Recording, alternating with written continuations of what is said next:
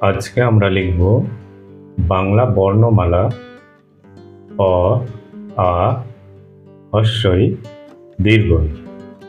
চলো তাহলে কিভাবে লেখা হয় আমরা শিখব। খুব সহজেই কিন্তু আমরা লিখতে পারবো। আমরা প্রথমে দাগ দেব একটা, এখান থেকে আমরা এই গোল করে নিয়ে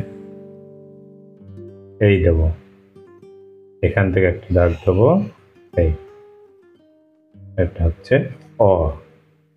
আ কিভাবে লিখব, আবার আমরা ঠিক একইভাবে দাগ দেব, এখান থেকে আমরা শুরু করব,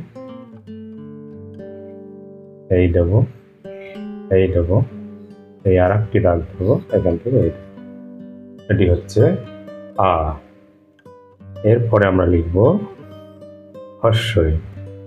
হ্রস্বইয়ের জন্য আমরা উপরে দাগ দেব, এখান থেকে এই এই মাত্রা দেব, এই হ্রস্বই।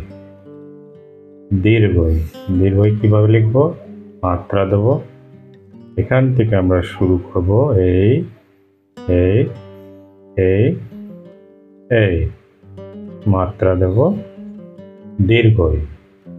অ, আ, হ্রস্বই, দীর্ঘই। আমরা লিখলাম অ, আ, হ্রস্বই, দীর্ঘই।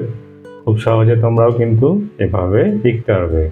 প্রথমে লিখে নেবে, তারপরে লেখার উপরে উপরে তোমরা লেখাগুলো ভুলাবে, তাহলে কিন্তু খুব সহজে তাড়াতাড়ি লেখাটা শিখে যাবে। আরও নতুন নতুন ভিডিও পেতে চ্যানেলটিকে সাবস্ক্রাইব করো। দেখা হচ্ছে পরবর্তী ভিডিওতে।